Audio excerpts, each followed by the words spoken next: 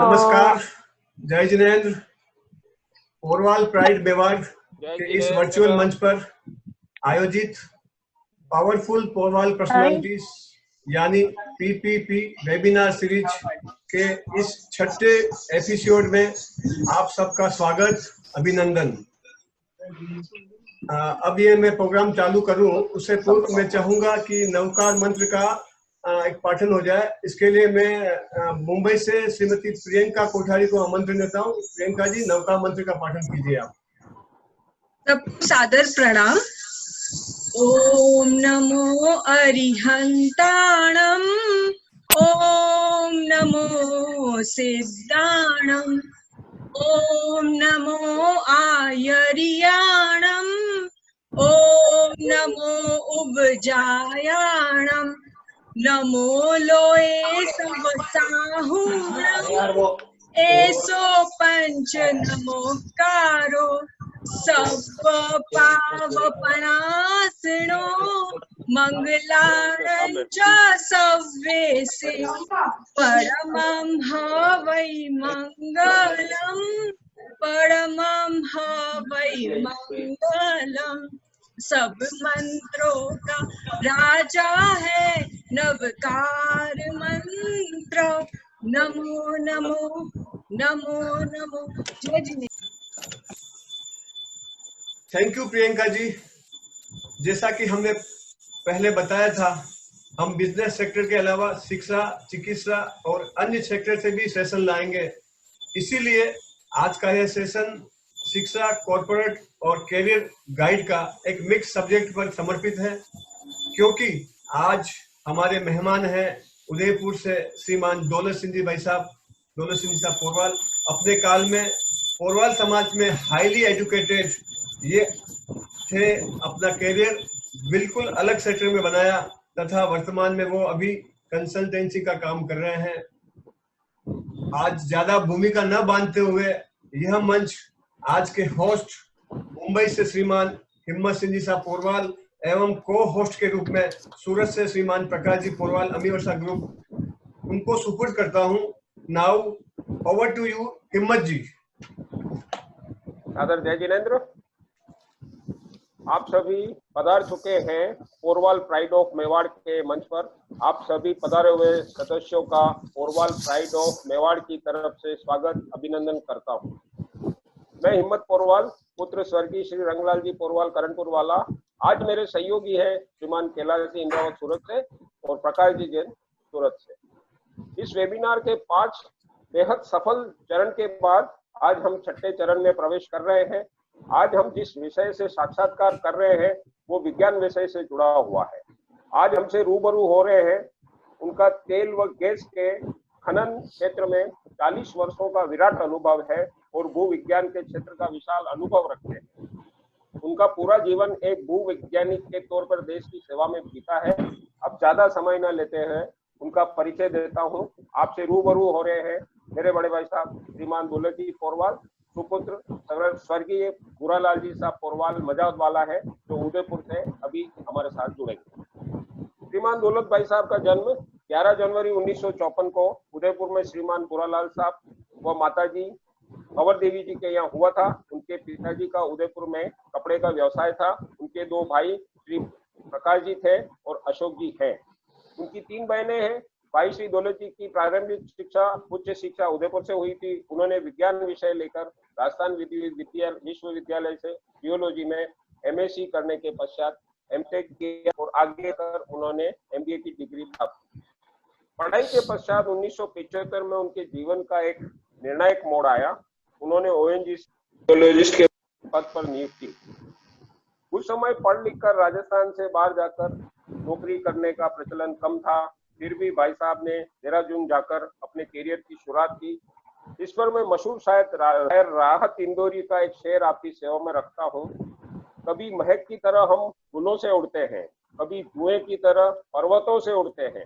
ये कैंचियां हमें उड़ने से खाक रोकेगी, हम परों से नहीं हौसलों से उड़ते हैं। इसी तरह कैरियर को आगे बढ़ाते हुए उनके जीवन का एक बहुत प्यारा और सुखद पल आया। 25 जनवरी 1977 को उनका विवाह हमारे आदरणीय दीदी कमला जी पुत्री स्वर्गीय जी फतेहलाल जी साहब इंद्रावत गोगुंदा के साथ संपन्न हुआ।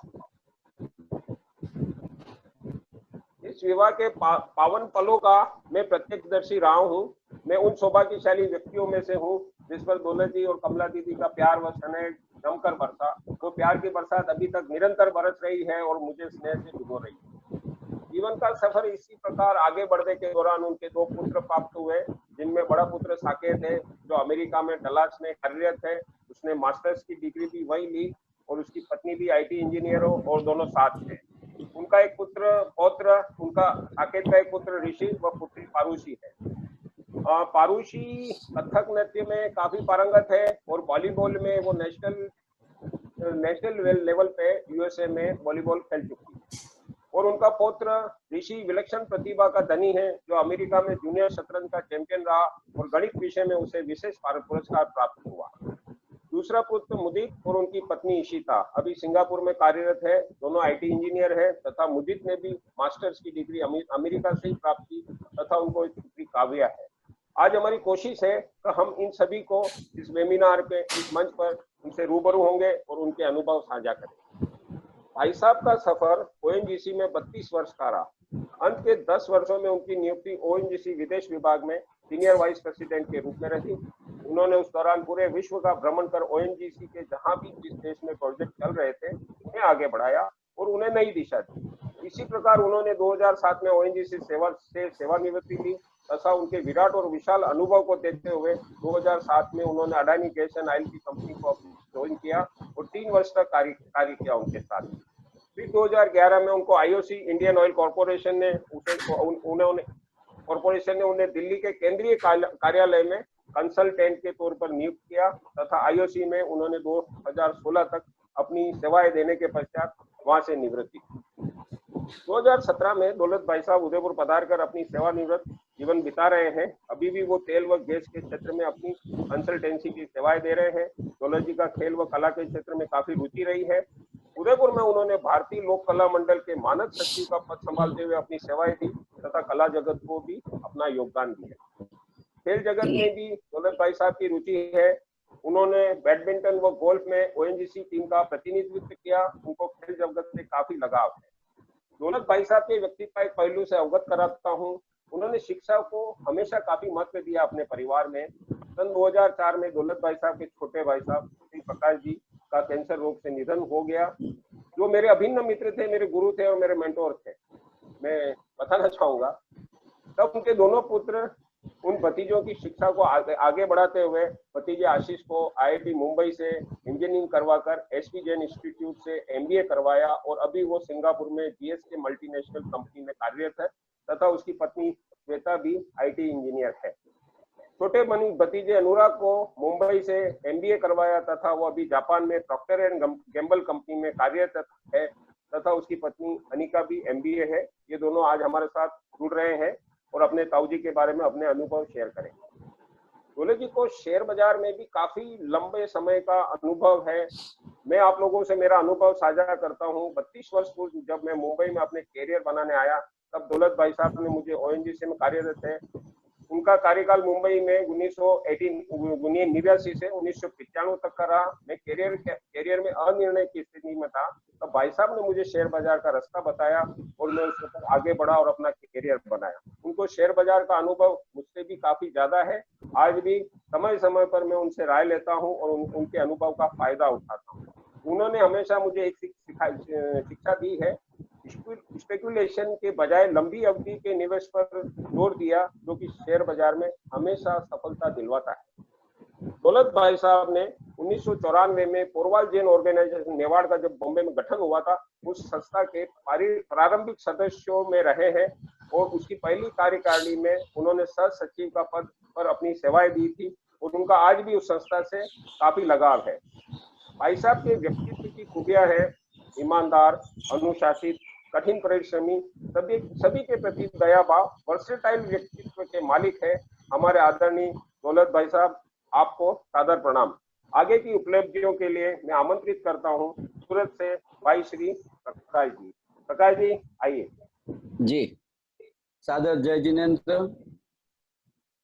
श्रीमान दौलत सिंह जी के बारे में अभी अभी हम सब ने बहुत कुछ जाना। अब मैं उनकी उपलब्धियों के बारे में बताना चाहूँगा। उन्होंने अपने ओएनजीसी विदेश में कार्यकाल के दौरान ईरान में एक बहुत बड़े गैस फील्ड को खोजने में आपका बहुत बड़ा योगदान रहा है। आपके नेतृत्व में ही उस गैस फील्ड की खोज की थी। उससे आज भी पूरा विश्व लाभान्वित हो रहा है। उन्होंने ओएनजीसी विदेश में लगभग 10 वर्ष रहकर पूरे विश्व में विभिन्न प्रोजेक्टों का हिस्सा बनकर लगभग पूरे विश्व की यात्रा की है। जब श्री दौलतजी साहब विदेश में थे तब भारत के पेट्रोलियम मंत्री के उनके काफी विदेश दौरे होते थे तथा पेट्रोलियम मंत्री के साथ काफी डेलीगेशन का हिस्सा रहे हैं। ऐसे विराट और विशाल अद्भुत अनुभव के स्वामी रहे हैं हमारे सबके चहेते श्री दौलत जी। उनके लिए मेरे 2 शब्द, फानूस बनकर जिसकी हिफाजत हवा करे, फानूस बनकर जिसकी हिफाजत हवा करे, वो शमा क्या बुझे जिसे रोशन खुदा करे, वो शमा क्या बुझे जिसे रोशन खुदा करे। दौलत जी पोरवाल हैं, श्री दौलत जी पोरवाल, सादर जय जिनेंद्र, प्रणाम, आपका स्वागत है।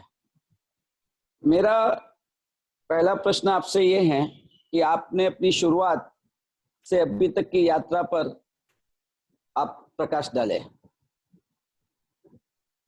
जय जिनेंद्र सबको, और आप सभी महानुभावों का बहुत बहुत धन्यवाद, बहुत बहुत आभार। आप सब पधारे इस वेबिनार को अटेंड करने। तो मैं अपने जीवन के बारे में, जो कि 1954 में शुरू हुआ, एक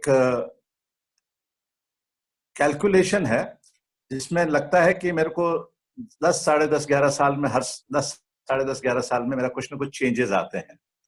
वो मैं बताना चाहूंगा, जो कि काफी इंटरेस्टिंग है।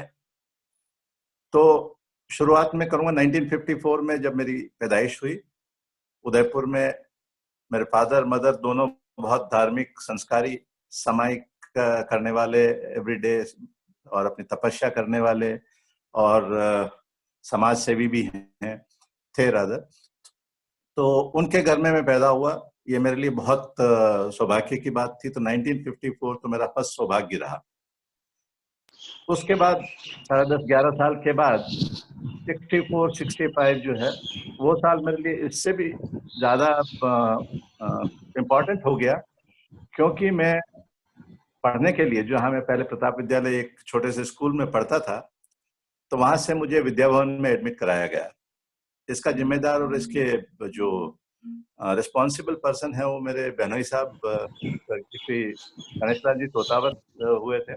तो उनने देखा कि लड़का पढ़ने में तो ठीक है, तो एजुकेशन, बेटर एजुकेशन की जरूरत है।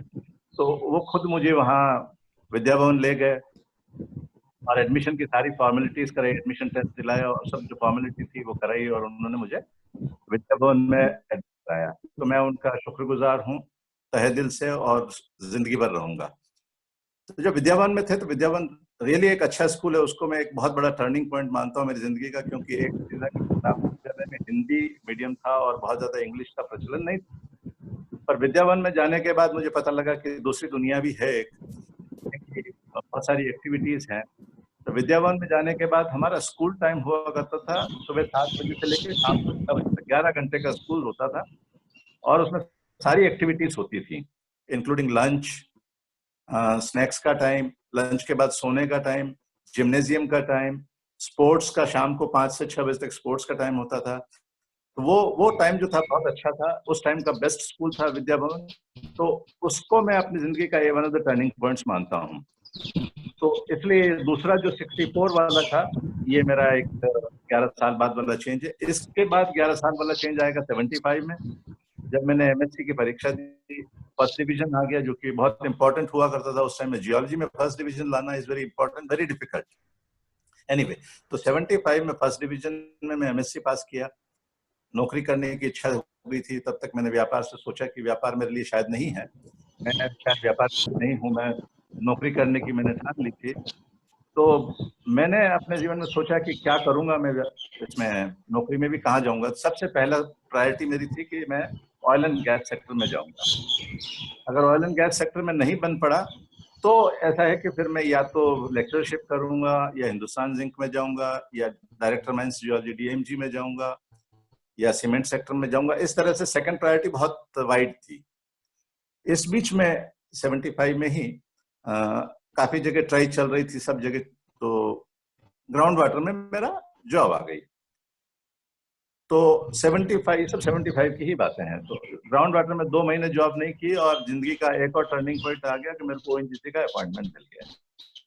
ये बहुत बड़ा टर्निंग पॉइंट था 75 का। 75 के बाद आता है 95 या 96, जो भी कह लीजिए, सॉरी 85 में मैंने एमटेक किया। तो ये एक और डिग्री है कि उस वजह से मुझे मतलब फाइनेंशियल बेनिफिट भी मिले। ONGC ने मुझे उसका इंक्रीमेंट दिया और 85 में ही मुझे सेकंड पुत्र की प्राप्ति हुई, मुद्दित पैदा हुआ था। 85 में ही मैं पहली बार विदेश गया ONGC की तरफ से, 3 महीने के लिए रशिया गया। तो ये बहुत सारे इंपॉर्टेंट इवेंट्स जो हैं 85 से रिलेट करते हैं। अब आ गया मेरा 95-96, वो साल है जब मैंने MBA किया।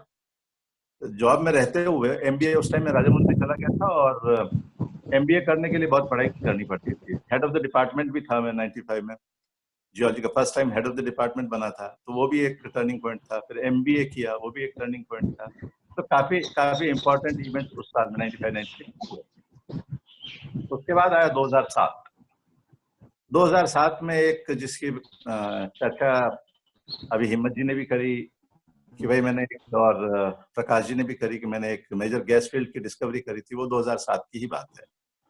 तो 2007 में ईरान में एक गैस फील्ड डिस्कवर किया। उसके बाद हम थोड़ा डिमांड में आ गए।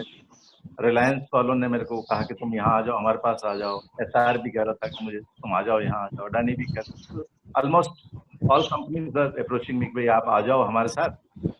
मैंने ऑफकोर्स ONGC से उस टाइम रिजाइन करने का डिसीजन ले लिया था और अडानी के साथ में कमिट हो गया। तो ये 2007 का हो गया। उसके बाद 2017 में फाइनली नौकरी पानी छोड़ के 42 साल की जॉब करके मैं अपना उदयपुर आ गया।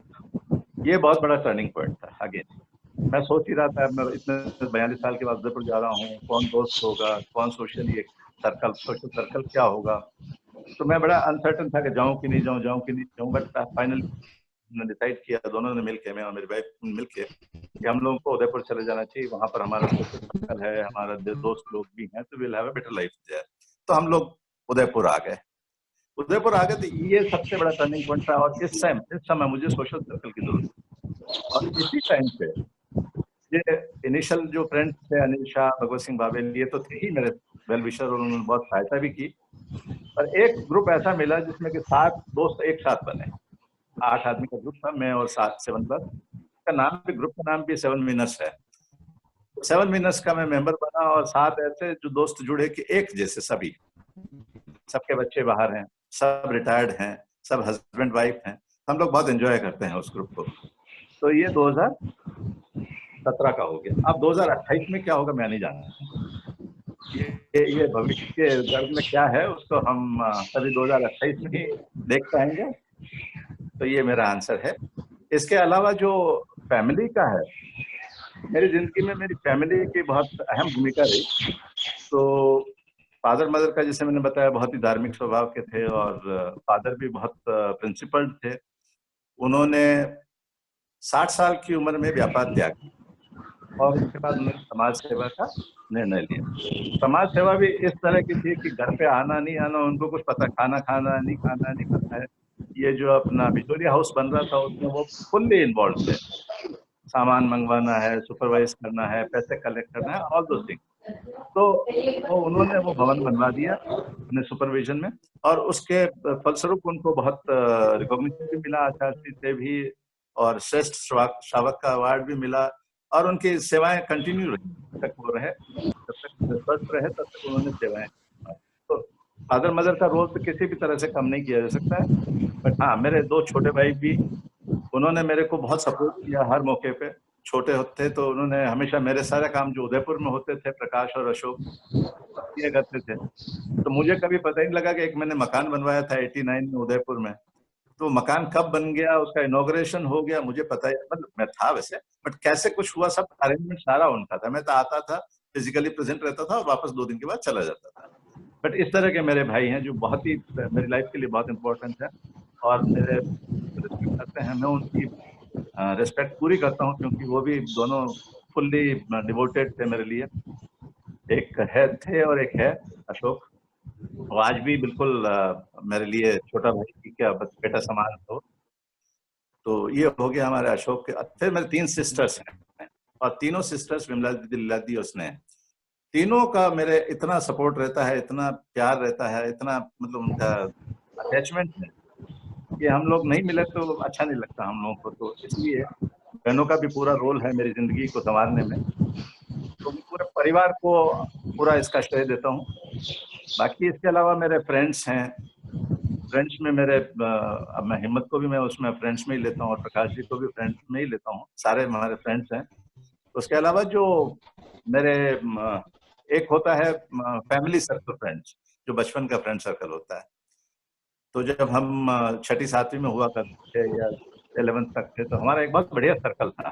तो उसमें सबसे बढ़िया फ्रेंड मेरा ऑफकोर्स डालचन था, जो बच्चों से पहले मैं वास का रहने वाला, तो उसके घर जाया करता था, पतंग उड़ाना एंड सब कुछ किया था। और आज भी वो डालचन जो है मेरे लिए सबसे बड़ा फ्रेंड है, सबसे बड़ा मेरा शुभचिंतक है। तो वो मेरा बढ़िया फ्रेंड था। उसके अलावा 5-7 लोग और भी थे, इसमें शांतिलाल जी मारू, उसके अलावा ललित जी पोरवाल, उसके अलावा संपत जी करणपुर वाला, एक नरेंद्र फिंगर। इस तरह से हमारे 5-6 लोग था। तो संपत लाल जी करणपुर वाला को मैं भूल नहीं सकता क्योंकि वो एक बहुत बड़े लीडर थे।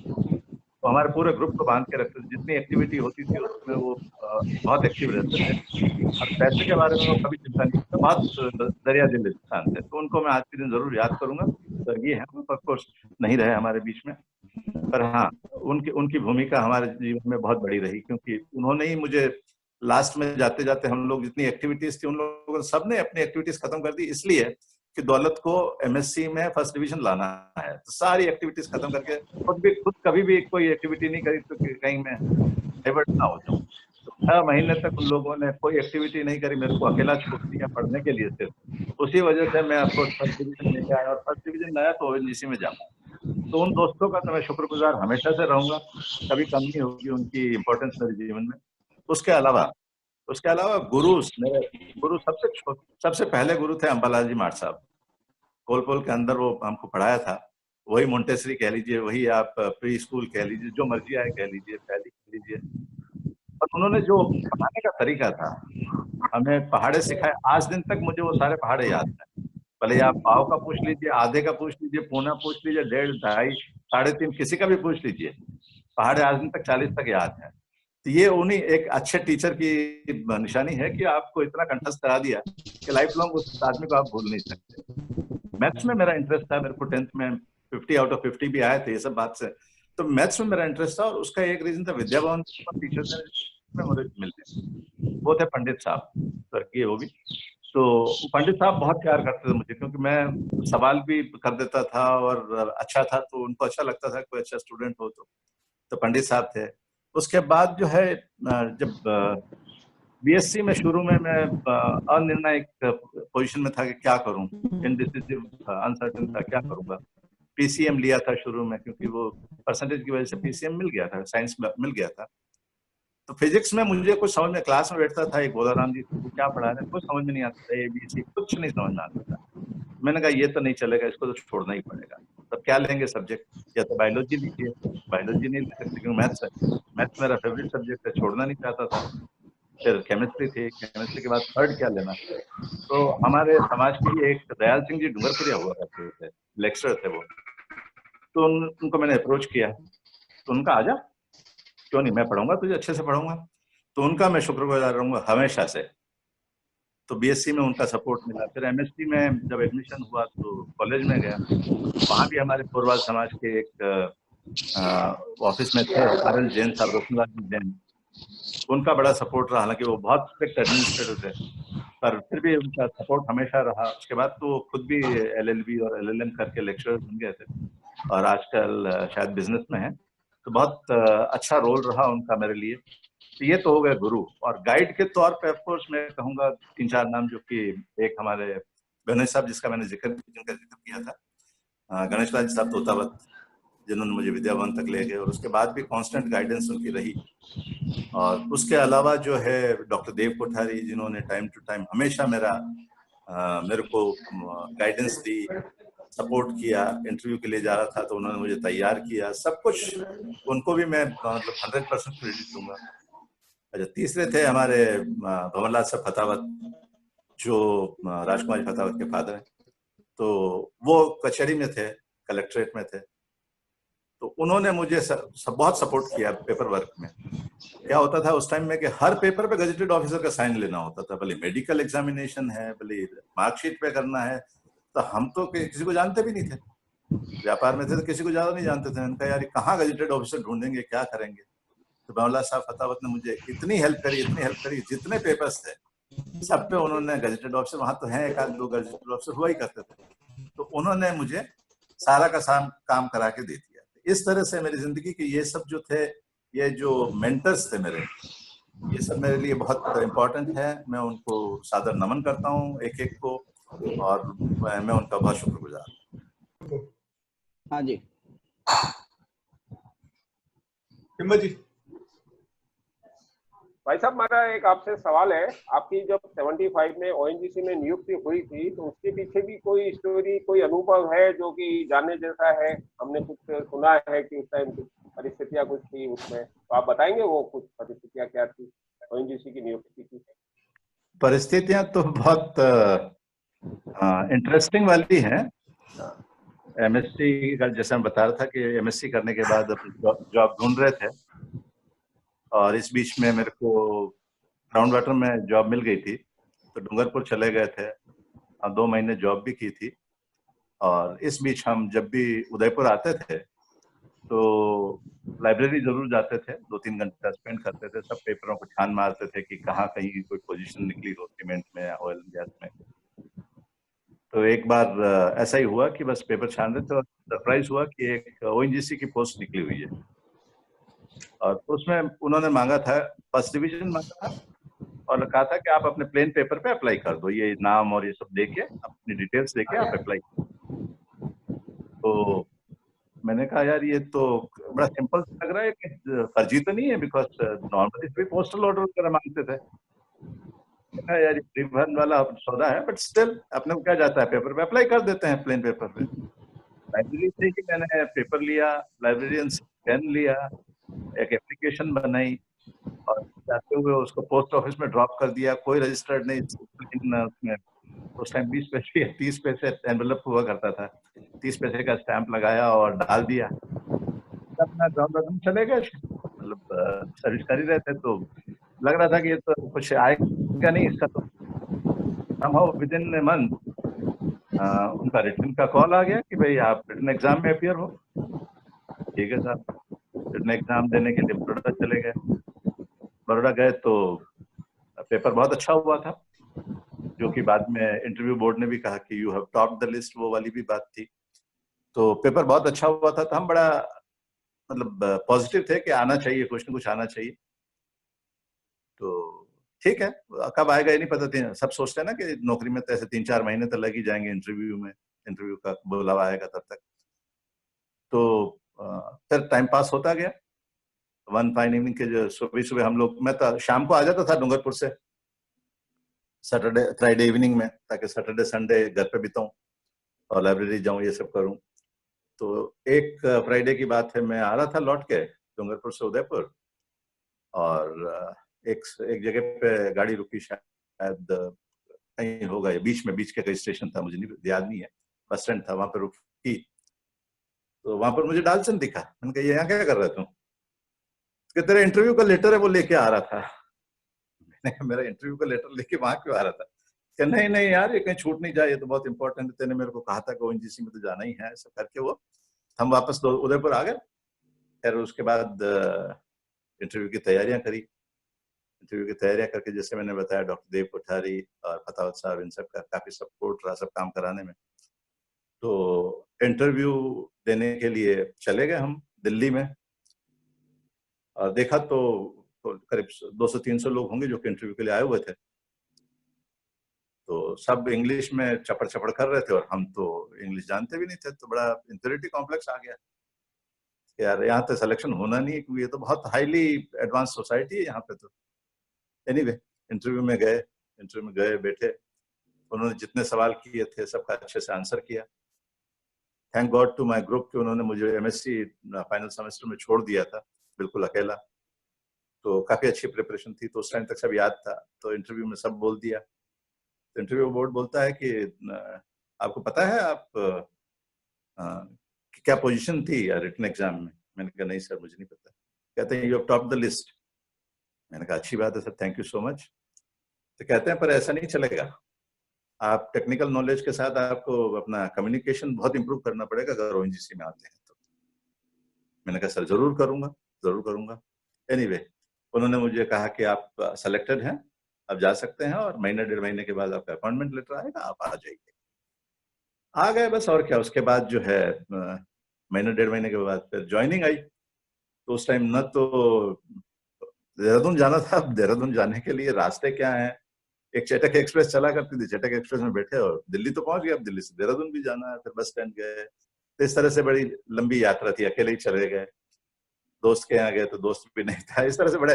फिर हॉस्टल में गए तो हॉस्टल में रियली इंफीरियरिटी कॉम्प्लेक्स आ गया कि कैंटीन में वगैरह जब भी बैठते थे हम लोग तो सभी जितने भी ट्रेनीज थे, बड़े इंजीनियर्स थे सब, और अच्छे अच्छे घरों से थे।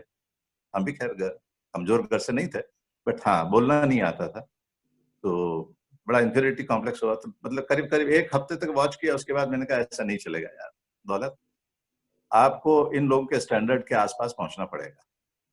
तो 9 महीने ट्रेनिंग में भी खूब पढ़ाई करी, और इंग्लिश के लिए तो खास करके बहुत पढ़ाई करी। तो एनीवे 1 साल के बाद करीब करीब उनके लेवल तक आ गए थे, बट टाइम बहुत लगा, और वो मेहनत जो है वो काम आई, जिंदगी भर काम आई। उसके बाद तो जो है 42 साल तक इंग्लिश में ही काम किया, इंग्लिश में बोलना, इंग्लिश में लिखना, इंग्लिश में समझना, सोचना, सब कुछ इंग्लिश में ही होता था, तो बहुत काम आया वो। So this is a short story अपने ज्वाइनिंग की। हेमा जी। अच्छा भाई साहब, मेरा एक थोड़ा सा सवाल है, बड़ा महत्वपूर्ण है। आपके इस जीवन यात्रा में हमारी दीदी कमला दीदी और परिवार का आप कुछ रोल साझा करेंगे हमसे? क्या रोल रहा है? परिवार के रोल के बिना परिवार के बिना तो सक्सेस पॉसिबल ही नहीं है। तो जहां कहीं भी थोड़ा अच्छा काम होता है तो उसमें अक्सर हम लोग सुनते हैं कि पत्नी का सपोर्ट होना जरूरी है, और आधा आधा सक्सेस का क्रेडिट उनको भी जाना चाहिए। मैं उस पर फुल्ली एग्री करता हूँ। तो घर संभालना पत्नी का मतलब बहुत बड़ा रोल था हमारे जीवन में भी। उन्होंने बच्चों को संभाला, दोनों बच्चों को संभाला, उनको पढ़ाया। मैं कम पढ़ाता था, वही ज्यादा पढ़ाती थी। अच्छा, उसके बाद जो है बच्चों को ग्रो करना, मतलब ये सब जैसे जैसे बड़े होते जा रहे थे उनको खेलने के लिए सपोर्ट करना, उनके सोशली सपोर्ट करना, वो सब उनके हाथ में ही था। ज्यादा उनके हाथ में था। मेरे पास 10% 90% वो करती थी। दूसरा घर को संभालना, फिर मेरे को सपोर्ट करना। जब स्पेशली जब मैं ओएनजीसी विदेश में आ गया तो मेरी टूरिंग इतनी ज्यादा थी कि कई कई बार तो महीने में 2-3 बार विदेश जाना पड़ता था। उसके अलावा क्या है कि उन्होंने शाम को 5 बजे कहा कि भाई आपको आज लंदन जाना है, तो भी जाना, रात 12 बजे की फ्लाइट है। उसके लिए भी कमला जी हमारी तैयार रहती थी, एक टैक्सी बना के। कई बार तो टैक्सी में भेज देती थी ऑफिस, और हम वहीं से चले जाते थे, और कई बार घर आके फिर जाते थे। तो उनका सपोर्ट तो खैर किसी भी तरह से कम कम नहीं आंका जा सकता। बहुत बड़ा सपोर्ट रहा, बच्चों का भी रहा, और जैसे मैंने बताया था फैमिली का तो मैंने शुरू में बता ही दिया था। फादर मदर का तो खैर शुरू से ही स्नेह और प्यार और आशीष और सब रहा, और बाकी छोटे भाइयों का सपोर्ट और बहनों का प्यार, ये सब तो फैमिली का तो बहुत बड़ा रोल है ही है। और वाइफ का ये था कि सोशली भी वो एक्टिव थी। सब रिश्तेदारियों में रिश्तेदारी रखना वगैरह सब उन्हीं का काम था, खाना बनाना, बुलाना चलाना। अपने यहाँ तो कुछ ज्यादा ही होता है, तो सब उन्हीं के जिम्मे था। मैं तो सिर्फ कभी कभी सपोर्ट कर दिया करता था, जो कि 10% से ज्यादा नहीं होता कभी भी। तो इस तरह से फैमिली का रोल तो बहुत बड़ा है, इसमें कोई दो राय नहीं। मुझे बेहद खुशी हो रही है कि आपने मेरे चाचा जी श्रीमान संपत जी पोरवाल का इतने प्यार से दिल से जिक्र किया है, कि जिनका मैं भी बहुत दिलों से सम्मान करता हूँ। आज वो है नहीं दुनिया में और आपने इतना महत्व दिया, तो मुझे बहुत खुशी हुई इस बात की। भाई धन्यवाद। Thank you. अभी भाई साहब मैं उदयपुर से श्री ललित जी पोरवाल को आमंत्रित करता हूँ, वो अपना सवाल पूछें। श्रीमान ललित जी पोरवाल उदयपुर से। रुकना, मैं ललित जी को अनम्यूट करता हूँ। भाई साहब अभी नहीं आ ललित रहा जी है। का ऑडियो ठीक नहीं है, तो उनके बिहाफ पे मैं सवाल पूछ लेता हूँ आपसे। उनका जो सवाल था वो था, अभी विश्व बाजार में क्रूड की रेट जो माइनस में हुई, तो उसके बारे में भाई साहब प्रकाश डालिए कि ये माइनस कैसे होती है। मतलब ये जिज्ञासा का विषय है सभी श्रोताओं हाँ, में। ये जरूर जी, जरूर आपका क्वेश्चन ले लिया है आप। हाँ, बस अभी जरूर बताता हूँ। तो आप लोगों ने, ये डिमांड सप्लाई का गेम है, और डिमांड सप्लाई में क्या है कि अगर आपको डिमांड ज्यादा है तो प्राइस बढ़ जाएगी, और डिमांड कम होके सप्लाई ज्यादा होगी तो प्राइस कम हो जाएगी। तो हम लोग कई बार देखते हैं, पेपर में भी पढ़ते हैं कि जैसे टमाटर है, टमाटर किसान ने सड़क पे फेंक दिए। क्यों फेंके? क्योंकि उसको वहां जो मार्केट में प्राइस मिल रही थी वो 1 रुपया 2 रुपया मिल रही थी, वो जो ट्रांसपोर्टेशन कॉस्ट होती है वो भी नहीं पूरा पड़ता है। तो इसी तरह से डिमांड सप्लाई का, इसका ऑयल का गेम भी हुआ। अभी जब ये लॉकडाउन हुआ तो आप बिलीव नहीं करेंगे कि ऑयल का कंजम्पशन जो है करीब करीब 30% डाउन हो गया, 30% डाउन हुआ। जहाँ 100 million barrel per day consumption था, वो 70 मिलियन पे आ गया। 70 मिलियन आ गया था तो कहीं तो एक्सेस हो गया, सप्लाई ज्यादा हो गई, तो कहीं तो प्राइस पे इफेक्ट आना ही था। तो इस बीच क्या हुआ कि फिर जब प्राइसेस गिरने लगी तो ओपेक वगैरह ने कहा कि हम जो है अपना प्रोडक्शन कट कर देते हैं। तो उन्होंने प्रोडक्शन कट किया, पर वो अपना एग्रीमेंट नहीं कर पाए कि 10% से ज्यादा एग्रीमेंट नहीं कर पाए, 10% हम कट कर देंगे। तो उन्होंने 10% कम जरूर किया, पर वो 10% काफी नहीं, 20% की और एक्सेस सप्लाई थी। दूसरा यह है कि कुछ ये क्यों नहीं कम कर पाए, इसका मतलब ये है कि काफी सारी कंट्रीज जो हैं वो ऑयल बेस्ड इकोनॉमीज हैं। जैसे आपका सऊदी अरब हो गया, कुवैत हो गया, रशिया हो गया, नाइजीरिया हो गया, आपके कतर, ये सब पूरा मिडिल ईस्ट समझ लीजिए। ये सब जो है ऑयल बेस्ड इकोनॉमी है, और इनकी जो लाइफस्टाइल है, उनका जो बजट है ऑयल पे ही चलता है। तो ऑयल की प्राइस है $70 हुआ करती थी पहले, अब वो हो गई $30। तो उनको आधे में अपना खर्चा चलाना, पूरे साल का बजट बनाना है। तो वो किसी तरह से प्रिपेयर्ड नहीं थे कि इसको ऑयल का प्रोडक्शन कट किया जाए, और ऑयल प्रोडक्शन कट नहीं हुआ, 20% एक्सेस होता रहा। तो एक शाम ऐसी आई कि जिस दिन जो है किसी को, जैसे फ्यूचर के जो ट्रेड्स हुए थे, तो उसमें जो है उन्होंने कहा आप डिलीवरी लेना पड़ेगा। अब डिलीवरी लेने के लिए कोई स्टोरेज स्पेस नहीं है, क्योंकि बहुत पहले से पीछे का बैकलॉग चला आ रहा था। और बैकलॉग में क्या हुआ कि लोगों के सब स्टोरेज भर गए, यूएस ने अपने स्टोर भर दिए, सब भर दिए। अब उसके अलावा और क्या चाह रहा है? उसके अलावा चाह रहा है कि जो शिप्स हैं, जिन शिप्स से ट्रांसपोर्ट होता है, उससे उससे वो भी भर चुके थे, और वो भी चारों तरफ समंदर में चक्कर मार रहे थे, क्योंकि कोई कहाँ जाना वो पता ही नहीं है। शिप भरे पड़े हैं, रखने की जगह नहीं है, ऑयल प्रोडक्शन बंद नहीं हो रहा है। तो जहां कहीं भी छोटा सा भी एक ऑप्शन मिला किसी को वो ट्रेड कंप्लीट करने का, कि यार तुम शाम को उठाओ, ऑयल उठाओ, तो ऑयल उठाने के लिए उन्होंने उल्टे पैसे दिए कि यार तुम $50 पर बैरल ले लो, $50 पर बैरल, पर ये उठाओ यहाँ से, ताकि जो पीछे आ रहा वो ऑयल कम से कम स्टोर कर सके हम लोग। तो इस तरह से वो टेम्परेरी था, मोमेंटरी था, बट वो पैसे दे के उठवाया गया, इसलिए ऑयल की प्राइस जो है -$50 के आसपास चली गई, इसलिए वो माइनस में गया। ओके, हाँ प्रकाश जी अपना सवाल पूछिए। सूरत से प्रकाश जी।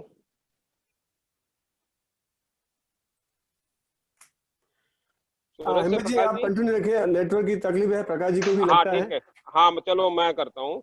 आप भाई साहब, ये आप पेट्रोलियम पदार्थों को वर्गीकृत करके बता पाएंगे कि इससे अपन जो क्रूड आता है उसमें क्या क्या प्रोडक्ट निकलते हैं, और थोड़ी जानकारी दे पाएंगे कि इसका कैसे वर्गीकृत करते हैं? जैसे एलपीजी, ऐसे काफी कुछ ऐसे जो पदार्थ होते हैं उसके बारे में, जैसे क्रूड के बारे में। ठीक है, आपका सवाल 2 भागों में लूंगा मैं। जी बिल्कुल। एक है क्रूड ऑयल, और दूसरा है गैस। ठीक है। तो जब सरफेस में, जमीन के अंदर 2-3 हजार मीटर के आसपास ये तेल और गैस पाए जाते हैं ज्यादातर, जी, तो उसमें क्या होता है कि कई बार गैस तो फ्री गैस भी होती है, उसके साथ ऑयल नहीं होता है। और जहां ऑयल होता है उसके साथ गैस हमेशा होती है, वही एनर्जी प्रोवाइड करती है उसको सरफेस तक लाने के लिए। ओके। तो ऑयल जब सरफेस पे आता है तो उसको रिफाइनरी में भेजा जाता है।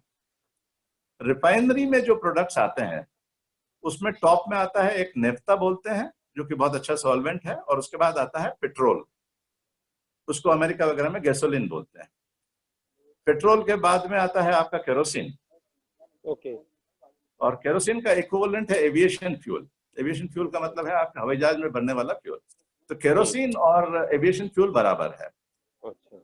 उसके बाद आता है डीजल, उसके बाद आता है आपका बहुत सारे जो ये कोलतार एंड वैक्स एंड बहुत सारे प्रोडक्ट्स नीचे लोअर कैटेगरी के हैं। बट ब्यूटी ये है कि केरोसिन और जो आपका एविएशन फ्यूल है दोनों इक्विवेलेंट है। हालांकि ये खाली 9% होता है, जैसे 100% रिफाइंड प्रोडक्ट है उसमें से सिर्फ 9% ही होता है, और करीब करीब 60+% जो है वो पेट्रोल होता है, 26% करीब करीब डीजल होता है जब रिफाइन करते हैं। डिफरेंट क्वालिटी के ऑयल में डिफरेंट ये परसेंटेजेस थोड़ा थोड़ा वेरी कर सकते हैं, पर यह है कि हम केरोसिन जिसको कि हम सब्सिडाइज करके देते हैं 2 रुपए लीटर, वो जो है आपका एविएशन फ्यूल का equivalent. Aviation fuel is nothing but kerosene, उसमें थोड़ा मॉडिफिकेशन करते हैं, केमिकल मॉडिफिकेशन करते हैं, तो और उसके बाद वो एविएशन फ्यूल बनता है।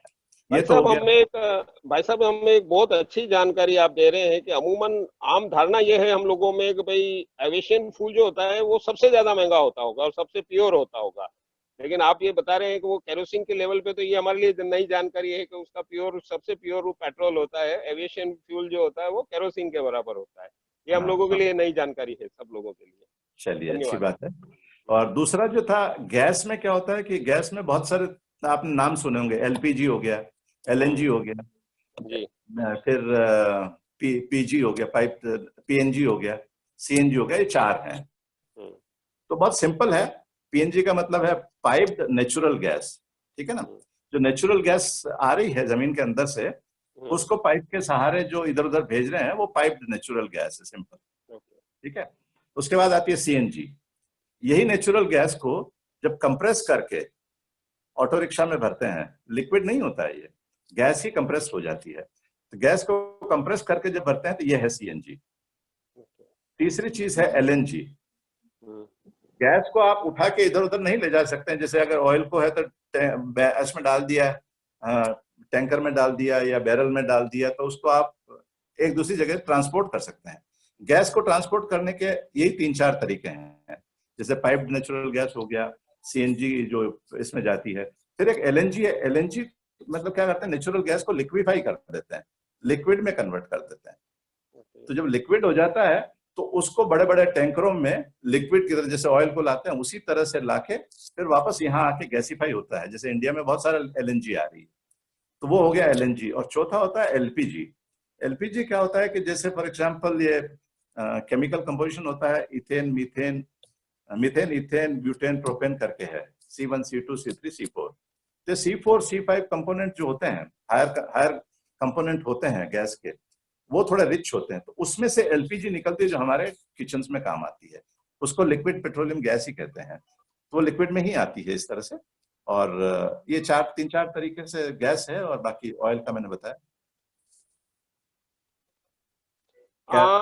प्रकाश जी, प्रकाश जी बुलाता हूँ मैं। प्रकाश जी सुन पा रहे हैं हमारी आवाज? प्रकाश जी? हाँ, सुन रहा हूँ। चलो चलिए, आप अपने कंटिन्यू करिए। ओके, अभी मैं दुबई से श्री विनोद जी तोतावत को बुलाता हूँ, वो अपने प्रश्न रखेंगे। श्री विनोद जी तोतावत। विनोद जी, आप आवाज आ रही है आपको? जी, जय जिनेंद्र।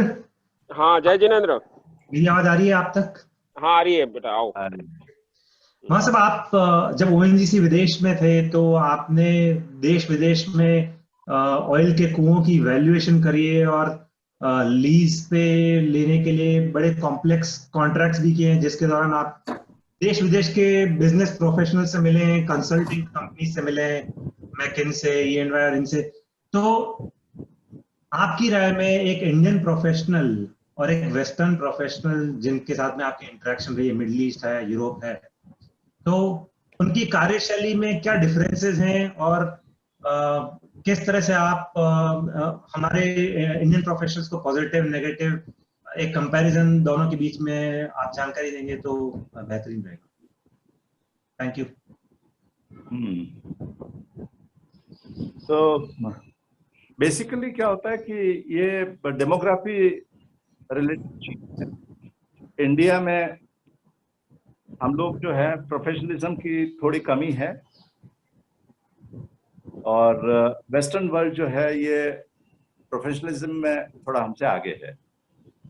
बट मेरी जर्नी के दौरान जो मैं कंसल्टेंट से या एक्सपर्ट से इंटरेक्ट करते थे हम लोग, तो हम लोग का इंटेंशन ये रहता था कि मैक्सिमम उनसे डिराइव किया जाए, मैक्सिमम अगर हम उनसे इंफॉर्मेशन ले सकें, डेटा ले सकें, उनसे वैल्यू एडिशन करवा सकें, तो वो हमारा इंटेंशन रहता था। रही बात इंडिया में प्रोफेशनलिज्म की, तो प्रोफेशनलिज्म पर से होगा ये मैं नहीं कहता कि नहीं है, बट ये है कि इसमें डेफिनेटली इम्प्रूवमेंट की जरूरत है। फॉर एग्जाम्पल आपको किसी ने कहा ये काम कर लो, बराबर चलेगा, तो ना करने की आदत हम लोगों की नहीं है। हम ना नहीं कर सकते, हम कहते हैं हाँ कर लेंगे, मेरे को आता हो नहीं आता हो हम लोग कर लेंगे। बट दोस्त पीपल वो अपना बिल्कुल स्किल सेट जो है अपने आप मेंटेन करते हैं, वो इस तरह से नहीं करते कि हाँ मैं कर लूंगा। तो वो अपना अगर नहीं आता है तो वही विल टेल कि भाई ये आपको इससे कराना, जैसे डॉक्टर्स आजकल करते हैं। डॉक्टर्स का बहुत बढ़िया हो गया है, मुझे लगता है कि they are very professional these days. कि जैसे फॉर एग्जांपल एमडी भी है, तो अगर किसी को हमारी संगीता है डॉक्टर, वो भी अप्रूव करेगी इस चीज को कि अगर उन्होंने देखा है पेशेंट को और उनको लगता है कि इसको स्पेशल अटेंशन की जरूरत है, तो वो किसी भी एक्सपर्ट को रेफर करते हैं। तो इसी तरह से आवाज आ रही है? तो इसी तरह से प्रोफेशनलिज्म तो जो है वहां बहुत ज्यादा है, but at the same time for example हम लोग ईरान जाते थे तो professionalism is lacking, totally lacking, क्योंकि वहां जो है वो कल्चर ही बिल्कुल डिफरेंट है। तो हम कहीं मिडिल में आते हैं कि बहुत अच्छा भी नहीं है तो बहुत खराब भी नहीं है। खराब में लेना होगा तो आपको अफ्रीका में जाना पड़ेगा, तो वहां तो प्रोफेशनलिज्म टोटली लैकिंग है। इट्स ओनली ज्यादातर जगह तो किंग जो होता है वही रूल करता है, और किसी भी तरह से जो है आपको वहाँ प्रोफेशनलिज्म नहीं दिखेगा, और वहाँ आपको थोड़ा सा मुश्किल भी होगी इंफॉर्मेशन निकलवाने में वगैरह। तो India is midway I would say, और there is a definite improvement के स्कोप है, एडवांटेज है उसके। तो और मुझे लगता है कि प्राइवेट और पब्लिक सेक्टर में भी ये थोड़ा सा एक जो कल्चरल डिफरेंस है वो प्राइवेट कंसर्न्स में आजकल जो है प्रोफेशन काफी हाई हो गया है जी, और which is comparable with the west I would say, क्योंकि उनको भी एवरीडे उनको इंटरेक्ट करना पड़ता है वेस्टर्न वर्ल्ड से। सो दे डेफिनेटली गेट एजुकेटेड, तो वो उस हिसाब से फिर अपने आप को मोल्ड कर लेते हैं। ठीक। सूरत से प्रियंक इंद्रावत, सुपुत्र श्री कैलाश जी इंद्रावत हैं, और अभी इस मंच के संचालन में भी आपने बहुत बड़ा सकारात्मक भूमिका निभाई है। वो अपना प्रश्न पूछेंगे। प्रियंक इंद्रावत। हेलो, एक मिनट बीच में टोकूंगा मैं। ये प्रियंक इंद्रावत जो है हमारी पोरवाल प्राइड मेवाड़ का जो भी जितने 6 चरण हमने किए उसके ऑफिशियली इंजीनियर है, और सारा मैनेजमेंट इनके हाथ में है, टेक्निकल। तो ये आपसे सवाल पूछेंगे। सूरत से कैलाश जी इंद्रावत के सुपुत्र हैं मिस्टर प्रियंक इंद्रावत। आइए। हेलो एवरीवन, जय जिनेंद्र। सभी को मेरा जय जिनेंद्र। अंकल आपको भी मेरा जय जिनेंद्र। जय जिनेंद्र। तो मेरा प्रश्न ये था कि आप मैंने जाना कि आप कंसल्टेंट कर रहे हैं अभी, तो आप कंसल्टेंसी कौन से फील्ड में कर रहे हैं? और मेरे को ये भी पता पड़ा कि आप करियर काउंसलिंग भी देते हो, तो हम ये पोरवाल यूथ जो है वो इससे कैसे लाभ ले सकता है यार? आप हमको क्या सलाह देना चाहते हो? तो देखो, बेसिकली तो जो मेजर कंसल्टेंसी प्रोजेक्ट्स होते हैं वो तो मेरे ऑयल एंड गैस फील्ड्स के ही होते हैं, और जहां भी फॉर एग्जांपल अभी मैंने लास्ट ईयर भी एक किया था, इस साल भी एक है हाथ में है, तो कंसल्टेंसी प्रोजेक्ट जो आते हैं लार्जली ऑयल एंड गैस के आते हैं। ये जो दूसरा वाला है कैरियर काउंसलिंग वाला, कैरियर काउंसलिंग तो मेरा शौक है, क्योंकि मैंने अपने बच्चों को देखा है किस तरह से उन्होंने ग्रो किया, किस तरह से उन्होंने अपने आप को, फॉर एग्जांपल बड़ा वाला था तो वो तो 5th स्टैंडर्ड से कह रहा था मैं इंडिया में नहीं रहूंगा, तो उसने अपने आप को प्रिपेयर किया, GRE दिया, टॉफल दिया, ये किया, टिकट बनवाया, ये किया, तो सब मतलब वो इंडिपेंडेंट है। छोटे वाले ने भी कुछ उसी तरह से किया। तो मुझे ऐसा है ना कि, और मेरे जो जितने भी छोटे जनरेशन है उनको देख के मुझे थोड़ा इंस्पिरेशन मिलता है कि किस तरह से, फॉर एग्जांपल डॉक्टर, हमारी जो 2 भांजियां हैं वो दोनों डॉक्टर बनी, तो उनसे भी मैंने कुछ ग्रास्प किया कि क्या होते हैं स्टेप्स, क्या है, कैसे जाना जाता है। तो आई कैन, अब क्योंकि नॉलेज बेस हो गया है, लोगों से इंटरेक्शन करता हूँ, मेरी हॉबी भी है कि लोगों से इंटरेक्ट करके I try to extract maximum information. तो मेरे को अब ये है कि किसको किस कैरियर में जाना है, उसके लिए एप्टीट्यूड में देख लेता हूँ, कोशिश करता हूँ कि एप्टीट्यूड जानूं, और उसके बाद जो है उसके क्या फ्यूचर गोल्स हैं, टारगेट्स हैं, ऑब्जेक्टिव्स हैं, वो सब जानने के बाद आई कैन कि आपको ये करना चाहिए, बिजनेस करना है या आपको जॉब करनी है। नन इज बैड, ऐसा नहीं है कि बिजनेस बैड है या जॉब बैड है। तो आई कैन एडवाइस कि यस दिस इज, थोड़ा अंडरस्टैंडिंग हो गई है तो यंगर जनरेशन में कभी कभी बच्चे मिलते हैं तो उनको मैं गाइड कर देता हूँ कि तुम्हें। बढ़िया है पोरवाल समाज के लिए। Thank you. डेफिनेटली भी अवेलेबल आप लोग जी। मतलब आप ये संदेश दे रहे हैं कि पोरवाल युवक कोई भी अगर करियर काउंसलिंग के लिए आपसे कोई मदद चाहते हैं करियर बनाने के लिए, तो आपसे संपर्क कर सकते हैं भाई साहब। बिल्कुल जी, धन्यवाद। ओके, प्रकाश जी कंटिन्यू करिए। अब आपके दोनों पुत्र विदेश में हैं और आप अकेले दोनों हस्बैंड वाइफ उदयपुर रहते हुए कैसा अनुभव करते हैं और कैसे मैनेज करते हैं? अकेले कहाँ है यार? पति पत्नी, हस्बैंड वाइफ में है। ये बात सही है। बच्चे विदेश में हैं, ये बात सही है, पर अकेले नहीं है हम। और मेरी वाइफ तो है ही है, कमला साथ में, वो मेरा लेफ्ट हैंड भी है, राइट हैंड भी है, सपोर्ट भी, सब कुछ है। तो आज मिलवा दीजिए भाई साहब, बुलाइए दीदी को, हमारा परिचय करवाइए। जय जिनेंद्र साहब। जय जिनेंद्र। ओके, चलो नेक्स्ट कम्युनिकेशन इतनी अच्छी हो गई है कि ऑलमोस्ट एवरी डे बात हो जाती है। फिर फिजिकली भी हम लोग साल में एक बार US चले जाते हैं, एक बार सिंगापुर चले जाते हैं, या वो आ जाते हैं, तो इसलिए अकेलापन फील नहीं होता है। प्लस अपना उदयपुर तो अपना है ना, लोग अपने हैं, आधा पूरा समाज रिश्तेदार है। उदयपुर आके तो हमेशा मतलब बिजी तो कभी ऐसा खाली टाइम तो मिलता ही नहीं है। ये लॉकडाउन में मिला थोड़ा, बाकी तो ये फुर्सत नहीं मिलती। मुदित और साकेत को भी एक बार लाना चाहेंगे। मुदित और साकेत सुन रहे हैं कहीं आवाज हमारी? हाँ जी, जय जिनेंद्र। वेरी गुड, आपका इंट्रो दे दीजिए। हमारा नमस्कार। हाँ अच्छा, पहले साकेत आओ, आप साकेत आओ, साकेत आप पहले आ जाओ। साकेत जी आप आगे आ जाइए। हाँ जी साकेत जी, आपसे सोनू मुंबई से श्री पोरवाल आपसे एक सवाल करेगी। श्री पोरवाल आइए। केला जी, जस्ट वेट। केला जी, श्री को अनम्यूट करिए। आवाज आ रही श्री? जय जिनेंद्र जी, आवाज आ रही है मेरी? हाँ आ रही है। आप साकेत भैया से सवाल पूछिए अपना। जी, तो जैसे मौसा जी आज अभी किताब पढ़ते हैं, मैगजीन पढ़ते हैं, जिस तरीके से भी इंफॉर्मेशन गेन करने की कोशिश करते हैं, तो क्या आप ये मानते हैं कि नॉलेज का कोई एज बार नहीं होता है? नॉलेज कभी भी ग्रैस्प करने की कोशिश करनी चाहिए, उसका कोई एज लिमिट नहीं है? बिल्कुल, मतलब ये चीज हमारे सामने बहुत सारे अलग अलग एग्जांपल्स में देखने को मिलती है। आप डॉक्टर्स को देखें तो वो कंटिन्यूस स्टडी करते हैं, नई तरीके निकलते हैं, उनको पढ़ते हैं। हमारी इंडस्ट्री में भी यही है, हर दूसरे महीने कुछ नया निकलता है।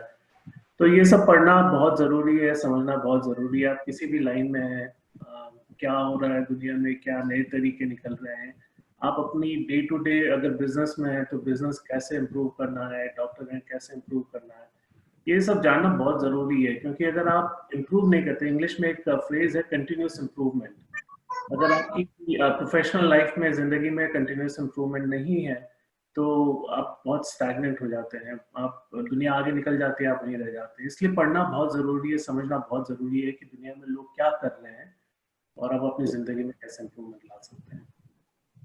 Okay okay. Thank you, अभी साकेत। अब मुंबई से शिल्पी जैन मोदी जी से कुछ प्रश्न पूछना चाह रही है। हाय भैया, जय जिनेंद्र। शिल्पी जैन। जय जिनेंद्र जी।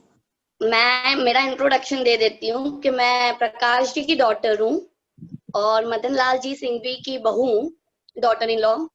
और मेरा क्वेश्चन आपसे ये है कि आप इंडिया में रहे हो, इंडियन कल्चर फॉलो किया हुआ है, और अब आप जब जाके सिंगापुर सेटल हो गए हो तो आपके लिए वो क्या डिफरेंट एक्सपीरियंस रहा है, और आप अभी वहां पे कैसे वो कल्चर को, इंडियन कल्चर को फॉलो कर पाते हो? तो एक बात ये बता देना चाहूंगा मैं सबको कि सिंगापुर काफी इंडिया जैसा है। तो उस हिसाब से इतना ज्यादा बदलाव नहीं महसूस हुआ। और यहाँ पे हम लोगों ने अपना एक छोटा कम्युनिटी बना रखा है, जैन समाज है। मेरे 2 भाई यहाँ हैं, तो हम लोगों को कभी ऐसा घर से दूर नहीं लगता। सिर्फ ये जरूर महसूस होता है कि पापा मम्मी अकेले हैं। यहाँ पे हम लोगों का अब इतने साल हो गए हैं, जैसे मैंने कहा भाई हैं, कम्युनिटी है, तो आपस में कम्युनिटी का सपोर्ट बहुत है, और उससे हम लोगों को कभी ऐसा महसूस नहीं हुआ कि हम बाहर हैं। ओके ओके भैया, थैंक यू। Thank you. अभी मुंबई से श्रीमान अशोक जी कोठारी। अशोक जी कोठारी। श्री अशोक जी कोठारी। जस्ट मिनट पिताजी, अशोक जी को लीजिए। ले लिया सर, ले लिया। अशोक जी, अशोक जी आइए। अशोक जी कोठारी, आवाज आ रही है? आप अशोक जी कोठारी? यदि वो अभी उपलब्ध नहीं है तो संजय जी मारू संजय को जी ले मारू को सकते ले लीजिए हैं आप। हाँ, नेक्स्ट उदयपुर से श्री संजय जी मारू। संजय जी मारू भी नहीं निकले मुझे अभी यहाँ पर।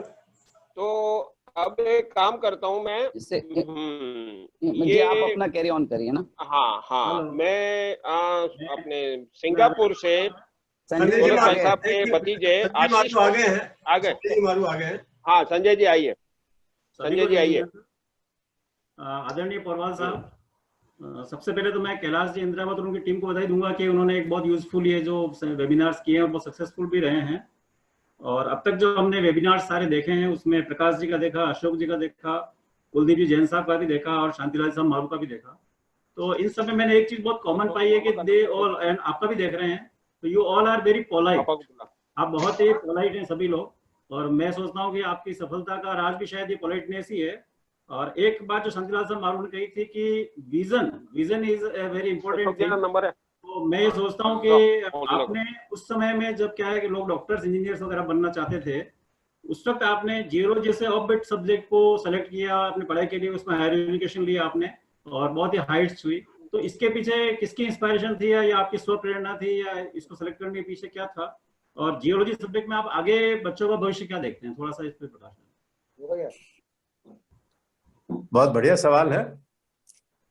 जैसा मैंने पहले बताया था कि मैं 11th करने के बाद न तो मैं कभी इंजीनियरिंग का एग्जाम दिया कि इंजीनियर बनना है, न हमने मेडिकल का एग्जाम दिया कि मुझे डॉक्टर बनना है। फादर के साथ बिजनेस कर रहे थे 11th में। फिर बीएससी में का थोड़ा और आगे पढ़ लेते हैं, तो मेरे सब्जेक्ट्स जो थे पीसीएम थे, फिजिक्स केमिस्ट्री मैथमेटिक्स। तो फिजिक्स मुझे समझ में नहीं आया था पहले साल में ही, मतलब तो किसी वजह से नहीं समझ में आया, क्योंकि वहाँ का जो एटमॉस्फेयर था वहाँ आवाज़ गूंजती थी और कुछ समझ में एक चीज़ भी नहीं आती थी। तो हमने कहा फिजिक्स हम नहीं पढ़ेंगे, तो फिजिक्स हमने ड्रॉप कर दिया। तो अब क्या करना रहा, तो हमारे दयाल सिंह जी डूंगरपुरी, आपने पोरवाल समाज के ही एक बहुत जाने माने स्वर्गीय दयाल सिंह जी हुआ करते थे, वो लेक्चरर थे। तो मैं उनसे मिला, तो उन्होंने मुझे कहा कि तुम आ जाओ जियोलॉजी में, बीएससी में एक सब्जेक्ट है, तुम ये ले लो। तो उनका सपोर्ट था, उनकी गाइडेंस थी, तो बीएससी अच्छे से कर ली। पर अब ये है कि मेरा सब्जेक्ट, फेवरेट सब्जेक्ट बिगिनिंग से ही मैथ्स रहा। मैथ्स में बहुत अच्छा था। जैसे मेरे एक बचपन के टीचर थे अंबालाल जी, पोल पोल के अंदर पढ़ाते थे। वो पहाड़े टेबल्स पढ़वाते थे, अबस सब पढ़वाते थे, और उन्होंने जो जो पढ़ाया वो मुझे आज भी कंठस्थ याद है। जैसे पहाड़े हैं अभी भी कंठस्थ याद है, आधा क्या, सवा क्या, डेढ़ क्या, ढाई क्या, सबके पहाड़े याद है आज भी। तो अच्छे टीचर मिले मैथ में, वहाँ वो मिले। फिर विद्या भवन में एक पंडित साहब थे, वो भी बहुत अच्छे टीचर मिले। तो मैथ्स मेरा बहुत अच्छा और फेवरेट सब्जेक्ट था। बट हुआ क्या कि मैथ्स को मैंने भी थोड़ा नजदीक से देखा कि मैथ्स में जॉब्स क्या हैं, क्योंकि उस टाइम तक थोड़ा सा समझने भी लगे थे कि शायद जॉब करूंगा। तो मैथ में मुझे लगा कि जॉब में बहुत अच्छा स्कोप नहीं है, और मैं खुद समझने लगा था कि भाई मैथ में यूज कहाँ हो रहा है अभी साइंस में, वो भी समझ में नहीं आया कि मैथ्स का कहीं यूज हो रहा है। सेकंड बचा केमिस्ट्री, मेरा favourite subject, second favourite subject था। पर उसमें होता क्या है कि केमिस्ट्री में मेरे परसेंटेज थे 57-58 थे उस टाइम में, और जो क्लोज हुआ एमएससी में एडमिशन वो 64-65% पे हुआ। तो केमिस्ट्री में हुआ ही नहीं, तो केमिस्ट्री आउट ऑफ क्वेश्चन हो गया। तो अब क्या किया जाए? तो बाय डिफॉल्ट मैंने कहा अब तो जियोलॉजी में ही करना है। आगे पढ़ाई का इरादा था, और कुछ समझ में आता था कि जियोलॉजिस्ट का काम क्या है, ठीक ही लगता था, फील्ड में जाते हैं और काफी एडवेंचरस काम है। तो इस तरह से एमएससी एडमिशन ले लिया उस टाइम में। पर ये अभी भी क्लियर नहीं था कि मैं दुकान पे बैठूंगा या आगे पढ़ाई करूंगा, नौकरी करूंगा। बट जैसे जैसे टाइम आगे खिसकता गया, मेरा टोटल डिवोशन जो है अब बिजनेस सेट गया, क्योंकि छोटा ब्रदर बिजनेस में आ गया। तो छोटा ब्रदर प्रकाश उसने टेक ओवर कर लिया था, मैं पार्शियली रिलीव हो गया था। तो मैंने कहा मैं एमएससी करता हूँ, और थोड़ा मतलब सेमेस्टर बाय सेमेस्टर मेरा जो परसेंटेज था वो काफी इंप्रूव होता गया, और फाइनली फर्स्ट डिवीजन आ गया। फर्स्ट डिवीजन आने के बाद तो फिर जो टारगेट्स थे वो भी थोड़े ऊपर हो गए, ग्राउंड वाटर नहीं होके फिर मैंने कहा अब तो कहीं अच्छी कंपनी जाएंगे, और अगर सेक्टर मिला ऑयल एंड गैस तो बेस्ट है। तो इस तरह से अपना सपना पूरा हुआ। और मैं सबको कहूंगा कि सब्जेक्ट मैटर नहीं करता है, जियोलॉजी हो, फिजिक्स हो, केमिस्ट्री हो। आजकल तो बहुत कॉम्पिटिटिव वर्ल्ड है, बीट बिजनेस या बीट जॉब्स, स्टूडेंट हैं तो सब जगह बहुत कंपटीशन है। तो कहने का मतलब ये है कि आप कुछ भी कीजिए, उसमें अगर आप एक्सेल करते हैं, अच्छा काम करते हैं, तो आपका फ्यूचर ब्राइट है। तो फॉर्चुनेटली हम लोग के उदयपुर वालों का एक होता है कि बहुत हार्ड वर्क करते हैं, बहुत मेहनत करते हैं, सिंसियर हैं, जो भी काम करते हैं लेते हैं तो उसको पूरा करते हैं, अच्छे से पूरा करते हैं, तो रिजल्ट डिलीवर करते हैं। रिजल्ट डिलीवर करने की वजह से फिर अपनी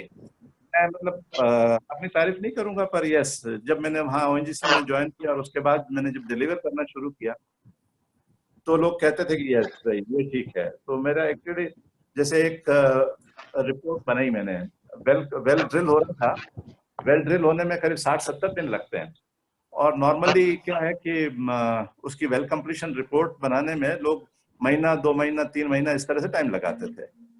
और मैंने पहली बार ऐसा किया कि जिस दिन रिग रिलीज हुई ड्रिल करके, मैंने सबमिट कर दी रिपोर्ट, वेल कंप्लीशन रिपोर्ट, तो धमाका मच गया।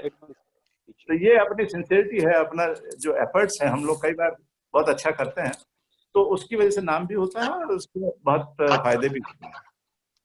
तो इसलिए मेहनत पूरी करनी चाहिए, यंगर जनरेशन के लिए है। सब्जेक्ट मैटर नहीं करता है, सब्जेक्ट जो आपको पसंद हो वो लेना चाहिए। कोई सब्जेक्ट खराब नहीं, कोई सब्जेक्ट अच्छा नहीं, बस ये है कि जहां करो एक्सेल करो, बस दैट्स माय मैसेज। जी जी जी, ओके। अगर अशोक जी कोठारी अगर लाइन पे है तो वो अपना सवाल पूछे। अशोक जी कोठारी। जय जिनेंद्र। जय जिनेंद्र भाई, कैसे है भाई साहब? एकदम बढ़िया। मेरा एक प्रश्न ये है कि कम्युनिटी लेवल पे अब थोड़ा सा एक एनालिसिस करें तो अपनी कम्युनिटी जो है पोरवाल, जैन, उदयपुर, पर्टिकुलर मेवाड़ की जो कम्युनिटी है, so we are the very smallest unit if you consider comparing the other community. कि उदयपुर के पोरवाल, नाथद्वारा, सायरा और बॉम्बे में रहते हैं, सूरत है, मैक्सिमम पॉपुलेशन अपनी करीब 10,000 से ज्यादा है, ये ज्यादा नहीं होगी, बहुत we are very small unit. और हमारा कम्युनिटी लेवल पे हम देखें तो हम बेरिंग सर्टेन केसेस की, अभी जो नई जनरेशन कुछ एजुकेशन लेके बाहर अपनी जॉब्स और उसमें चली गई है, हम लोग छोटे छोटे बिजनेस और मीडियम स्केल के बिजनेसेस कर रहे हैं।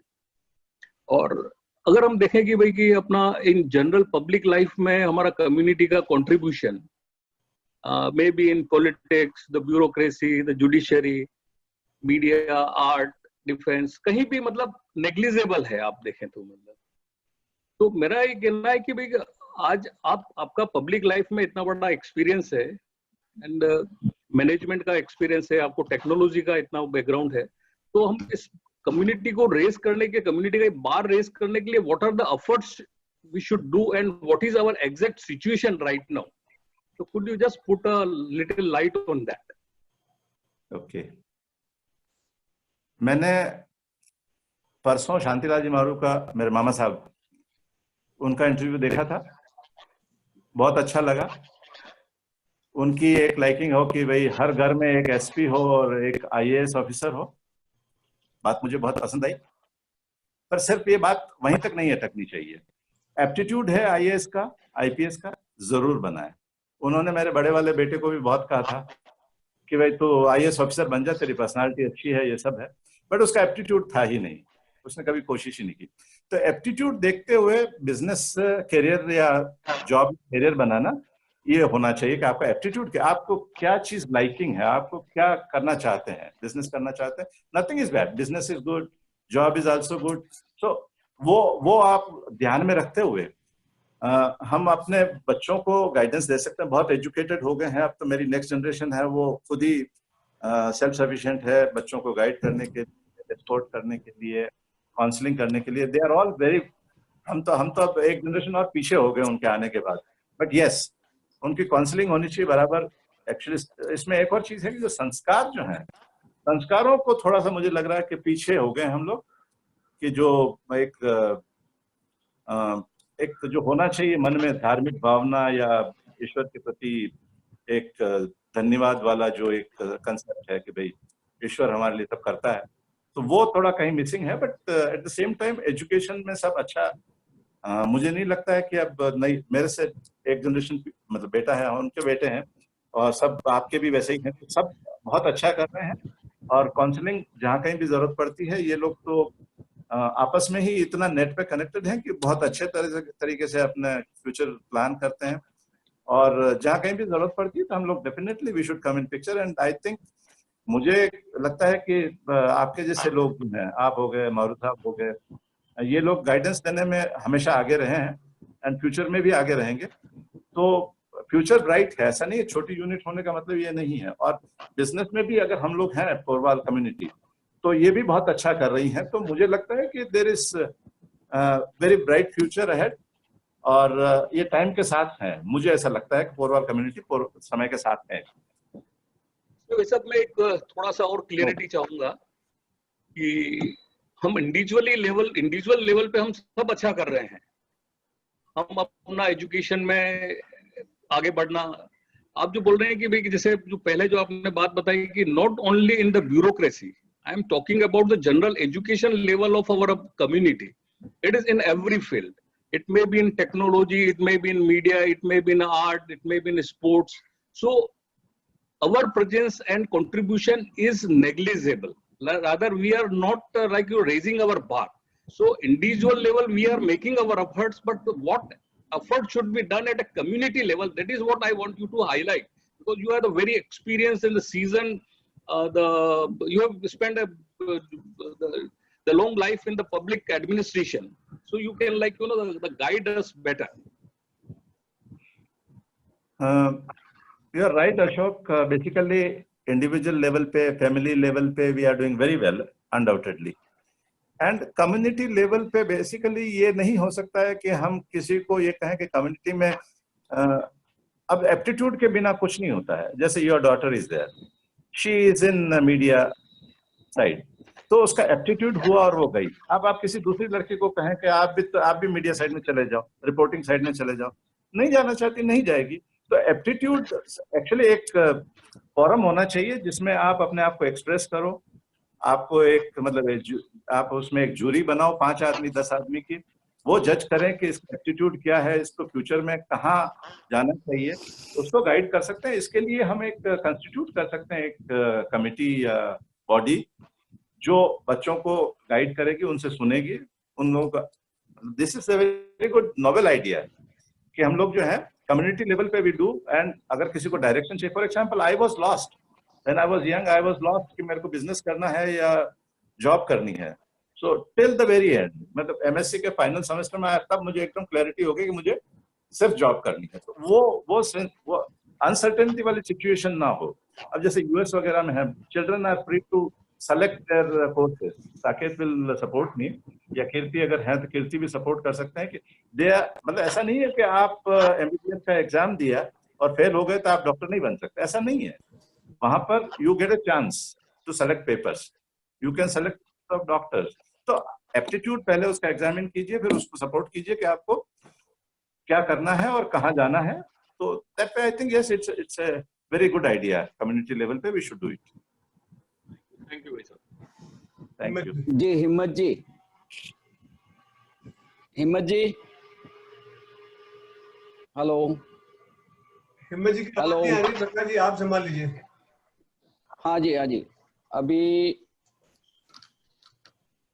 उनके कुछ प्रश्न थे. हाँ. राजकुमार हिम्मत जी के, लीजिए आप. हाँ. श्रीमती जी राजकुमारी जी पोरवाल, आपका कोई प्रश्न था पोरवाल साहब के लिए? हेलो. वो भी शायद नहीं है क्या? हेलो है. आवाज जी आइए, राजकुमारी जी. जी आइए, आप अपना प्रश्न पुटअप करिए. हाँ जी. जय जिनेंद्र. जय जय जिनेंद्र सभी को. दौलवी साहब आपको जय जिनेंद्र, मेरा प्रणाम. जय Jinendra sir. Sir, my question is, like as you said, you started your journey as an employee. Okay, then you moved as a vice chancellor in ONGC company. So my question is, what qualities a person needs to develop in transition from as an employee to that is to administrative? हमें do we develop ourselves अपने आप से with experience, या हमें उसमें कुछ अपने effort लगाने पड़ेंगे? We need to do some changes in our life, या हमारी थिंकिंग में हमें कुछ चेंज लाना पड़ेगा इसमें? हेलो. ओके ओके या. सो जब हम लोग एक्चुअली क्या है ना कि लाइफ में बहुत सारी डिसिप्लिन्स हैं, बहुत सारे जॉब्स हैं. जैसे एडमिनिस्ट्रेटिव पोस्ट होती है तो उनको तो शुरू से एडमिनिस्ट्रेटिव पोस्ट पे ही रहते हैं, तो एडमिनिस्ट्रेशन करना होता है. हम जैसे लोग जो कि टेक्निकल हैं, and we start at the base level. तो बेस लेवल पे हमने टेक्निकल ग्रास्प करते हैं. As we grow in our career, फिर हम लोग थोड़ा टेक्निकल में सुपरवाइजरी कैडर में आते हैं तो कुछ और चेंजेस आते हैं, मैच्योरिटी भी आती है. We have a team to work under.